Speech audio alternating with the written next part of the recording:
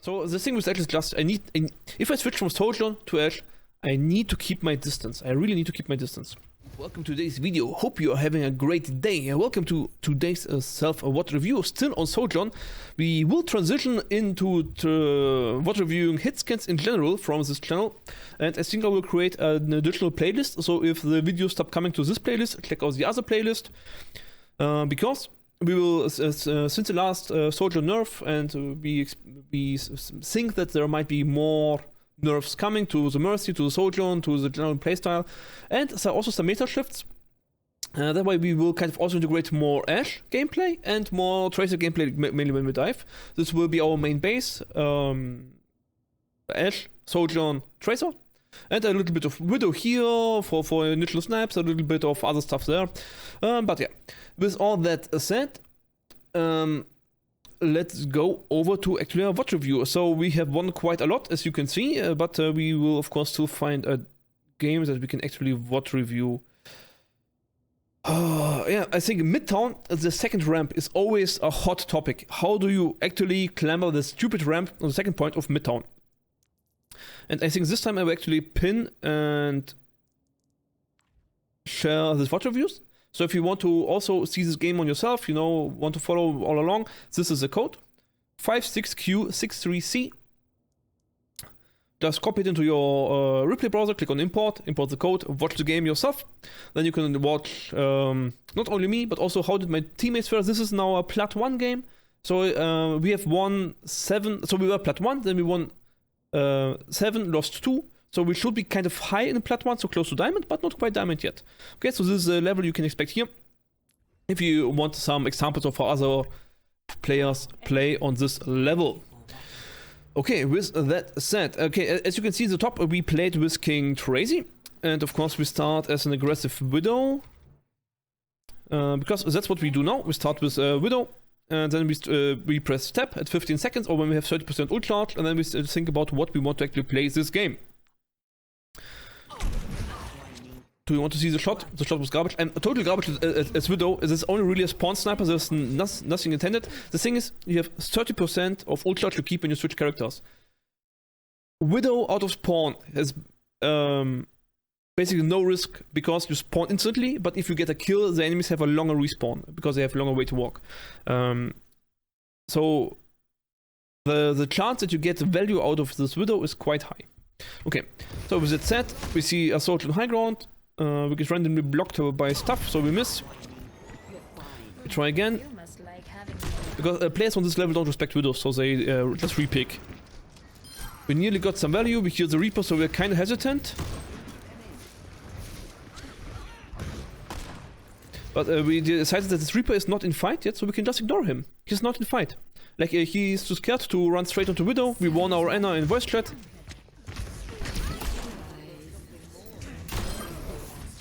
Kind of very sloppy execution, but it worked. And you see, even with our crappy Widow skills, like you see, this is a Plat 5 Widow most, maybe even Gold 3 or something, and it's still got value out of this Widow. So it's kind of really easy to get value out of Widow, even if your aim is as crappy as my aim. Even then you still get value out of it. But there are changes to the system coming, so keep your eye out. It might be changed in the future. Man, these things are not even headshots. I really need to train more Widow. This is pathetic. Okay. I should have gone to high ground here. But I stayed low ground, but I want to switch fast, basically. So, we switch to Ashe here first. Why do we switch to Ashe? They don't have Anna, no sleep for Bob. They don't have Kiriko, no cleanse for Dynamite. They don't have Sombra for Hack. And they don't have a dive tank or too many dive DPS, right? So Ashe gets a lot of value from spam. Now, the thing is that we have a Mercy that supports aggressive positions. Yeah, we have a Genji who's kind of divey in this comp, a little bit strange. But there is mostly no counters in the enemy team, so Ashe should be very strong if I can hit something. So what should I do here with Ashe? First thing first is, why am I so close, right? Like, I'm in front of my tank. So if you look at this from above and you draw a line, you see I'm in front of my tank right now, which is the first garbage. The second garbage is, why am I getting healed and not damage boosted? What is wrong with you? You had one job. One. And the third question is, why is Zarya bubbling herself? Oh well, she's taking damage a lot. Okay, that's perfect. The bubble was very strong. Okay, so for me, the important thing is that I kind of need to get my brain into switching characters, and this is really a skill of itself. The problem is when you switch characters, you also absolutely need to switch your playstyles. Like, I cannot switch to Ashe and continue to play like a Sojourn. Like, a Sojourn, this angle up close might have been perfect, but as Ashe is not. I should have peeked outside here when my team went in. No, just a snipe here, charge Bob, get Bob to ult charge. I don't even need kills, I just need to get Bob, right? And let's look how easy the shots would have been. So here, just easy shots on Reinhardt, he's even anti-nated. So they go for the right, and then he sees the entire enemy team. Like, what are they gonna do? Shoot me with Mei or something? Yeah, well, maybe. Maybe they actually will. But it's still quite easy for my supports to find a position where they can support. Actually, it's not. Still, it's not easy for supports to find a position where they can support everything. So for this sake, it might actually be better to stay with our tank in this spot. The reason I didn't do it is because I'm afraid of Sojourn's E and Mei's wall, so it's kind of easy for them to wall us off and destroy us with area of effect stuff. Let's see.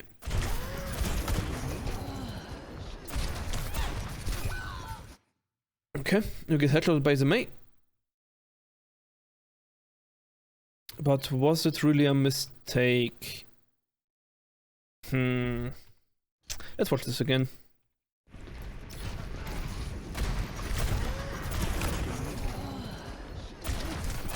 Yeah, the thing is I have no cover. I cannot retreat from Mei. Let's watch this from Mei's perspective, just to grind it down the point for my brain. Was a really clean headshot. Actually just spams down the main, because I don't have cover, actually gets me good. Okay, well done by Mei. Congratulations, you are a good player. I'm bad.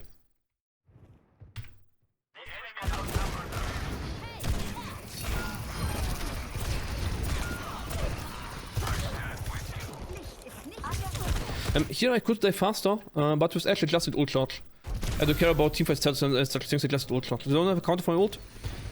So I just need to get ult as fast as possible. So if I would plan to win this teamfight with shots alone, I should have died faster, that's right, but just to continue to farm. And kind of the enemies also kind of overextend very much to get me, so it's thing is, now that we had all advantages, Marabta was not pushing, and now I walk close range to the corner and get smacked. Yeah, should not get impatient. So even if you don't agree with your tank and your tank speed, don't get impatient. Shoot what you can, but get your position your tank gives you. And this position would have been here, back here. So the thing with Ashe is just, if I switch from Sojourn to Ashe, I need to keep my distance. I really need to keep my distance. So when we see this situation, what do we see? We see the enemies basically inside this door, right? Not so difficult. So every space behind this is contested by the enemies, and every space in front of it is defended by our team. So everywhere in this green rectangle, I'm allowed to position basically. So as a long-range DPS, you kinda want to define what is your perfect distance to fight the enemy, right? So let's say our perfect distance with Ashe is maybe 30 meters something, right? So you just guess what 30 meters means, you don't need to know it, and you just draw a circle of 30 meters around it. Like if you have Kree, you might draw it closer, if you have Reaper even closer, if you have Tracer, you draw it behind it. But with Ashe, you can stay on the outer blue circle, but not in the inner circle, because here you enter Kree's range. So somewhere in this range would be maybe okay for Ashe. This might be totally wrong, but that's fine. You don't need to understand it perfectly.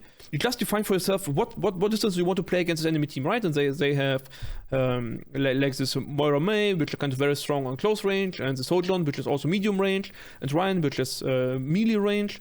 So medium range, they win, but long range, I should win.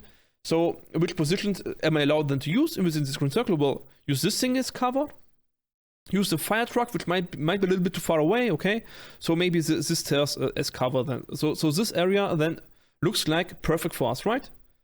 So because this is the area our main tank controls, this area. So this is right where I died, right?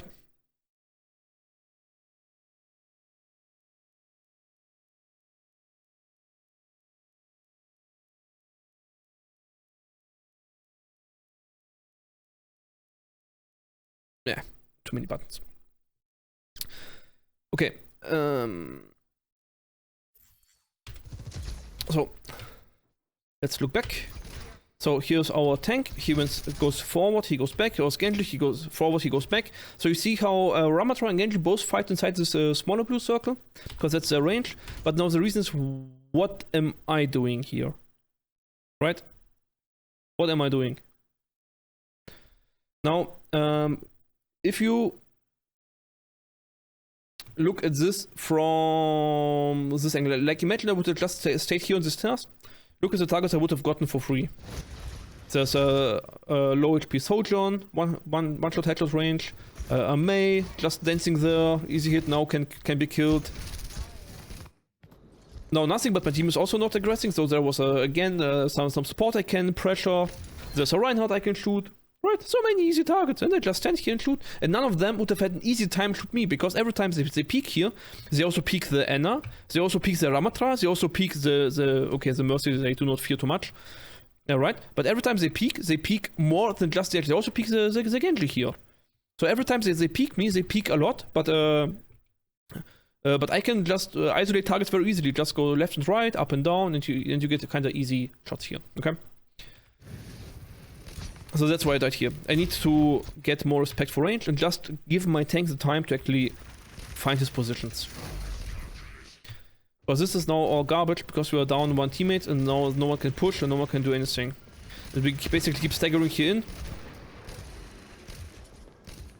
Okay. Now we have this Ramatra in this position. Now this is the problem. If you go up and draw the circle, the Ramatra is basically only giving us space for the small circle. Right? So you have two options here. So one thing is, you see that the enemies are still far away. So this you can still use to just peek shoot them, shoot carefully, but really do not commit. Really just pew and go safety, pew, go safety. Maybe a dynamite, burn, burn, burn, pew, go safety, and so on. Or you can hardcore off angle. Now this really depends a lot on your supports and your enemy team and your composition. You can hardcore off angle to get the distance required, which might work. Or you can really hardcore flank. But this I would only do if you really don't think there's another chance to win. Especially since we have a Bob and Mercy ult, I think there is other chance to win. And this is just to send in a Bob, and Bob creates space for us. So I go here, I send in a Bob to here. As soon as the enemies want to contest this space. So basically, as soon as the enemies want to contest this space, this area here we want to have, it's not green now, it's basically now it's yellow, it's not controlled by anyone. Like enemies and my team are both fighting for the space. So what do? We wait till the enemies are starting to cross this cover line, and my team starts to cross this cover more or less, right? As soon as this happens, we send Bob, do something, and then Bob goes here, somewhere on this wall. It really doesn't matter where you send him. And then Bob squishes them, I squish them, enemies are squished. And Bob creates a lot of space for us, so Ryan doesn't know which way to shield. They all need to fade basically down the hallway. We get space for free, we can push the first corner for free. Now the thing is that the first corner is not so important, but the second corner is. So if they really give up the first corner for free, it means we have nearly all resources to fight for the high ground. Or everything except Bob, basically. Where they are kind of in a position of like the thing is, if you have defenders and they surround an area and shoot into it, and then you push them back, they tend to not back good, but back up very bad. And this you can abuse to get more value. Just, get stragglers, so someone did fade in the wrong direction, some Genji dash too late, Reinhardt maybe turns around to charge. Everything that gives you really free value. So just forcing them back with this Bob should be a good idea, and I think this is also my plan. Let's see how it goes. The thing I do not understand is we are 5-3. What's going on? Why are we not pushing? And this is where I really disagree a lot with my tank here. So this game I disagreed a lot with my tank. I could not play with him at all. It was completely... Like, I couldn't find anywhere to play with this tank. And now I also see why, because he really struggles to aggress onto anything, basically. Well, he pushes forward. And you see, now it happened what I said, that there is a Bob going in. But what I didn't know, what I see here is now that the enemies do not have a tank. Which means this is completely wasted. As Ashe, you need to get high value from Bob, otherwise, you remember our counters, Kiriko, Anna, why? Because they, Sombra, because they can counter Bob. You need to get high value from Bob, and Bob does nothing here.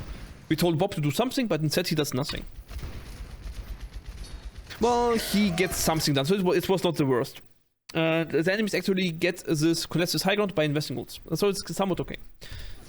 So it happened what I said, that they kind of backup disorganized, but sadly our follow-up is also disorganized. This of course can happen, but because you are on your own team and you should do the better decisions than the enemy because you want to rank up, on average your team does better decisions than the enemy team because your decisions also have some weight on your team, 1/5 basically, and so yeah,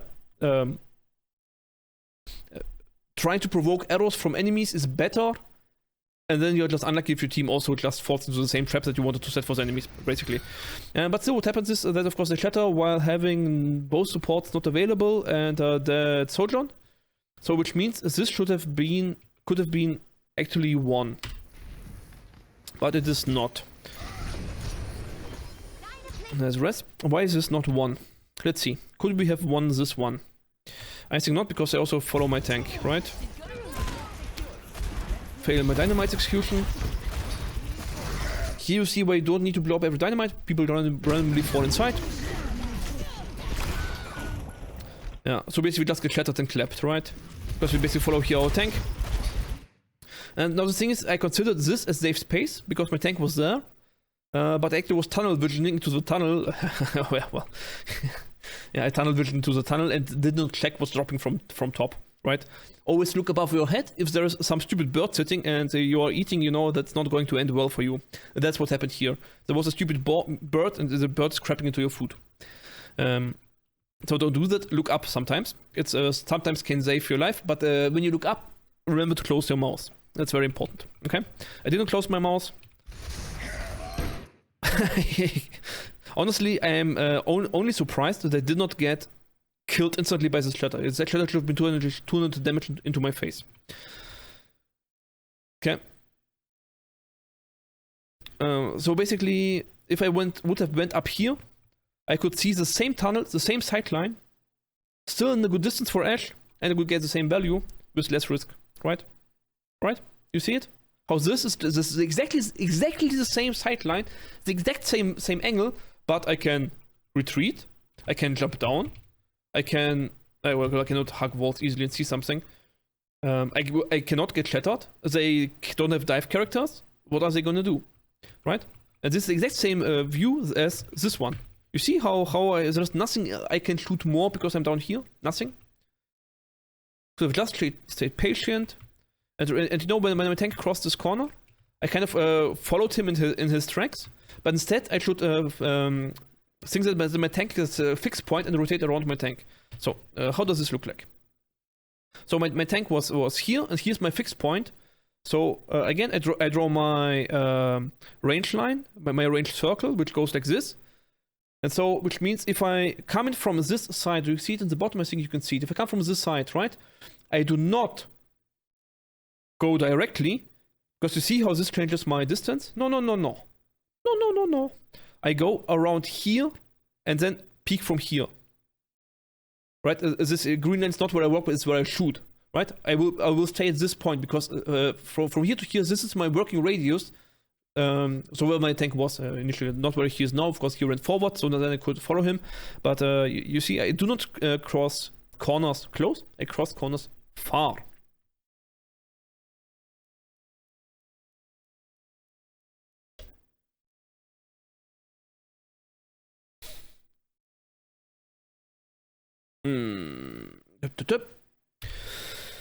But I think this will be also just the main thing for today. So it's a very, very easy topic to train for today. If I switch from Sojourn to Ashe, play Ashe distance. It's as simple as that. Something that really every silver Ashe player learns: don't get close and personal into a Genji. You learn it one way or the other when you climb, right? There is no way you keep fighting close range and you get away with it. There is no way.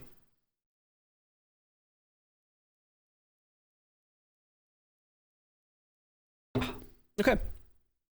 I think that was it for today.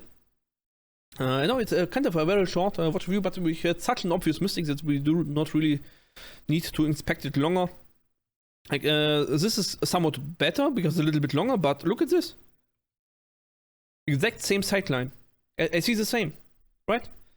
An Ashe at this position with no cover, no nothing, and an Ashe on this position with full cover. See exactly the same thing. Both targets are before fall off range, so I do the same damage. No reason to be further closer, right?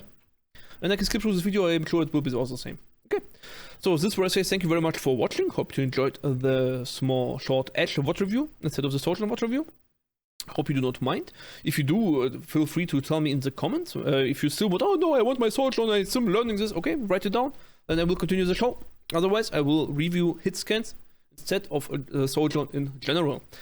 So thank you very much for watching. Thank you for stopping by. If you have questions, feel free to join me live on my stream on Twitch. Me streaming on Twitch. I will answer all questions. I will give you free watch reviews. Just send me in your files, your replay codes, your questions. Your replay codes you need to send into my Discord channel. But apart from that, everything is free for you to use. So you're very much invited to do so. And see you next time. Bye bye.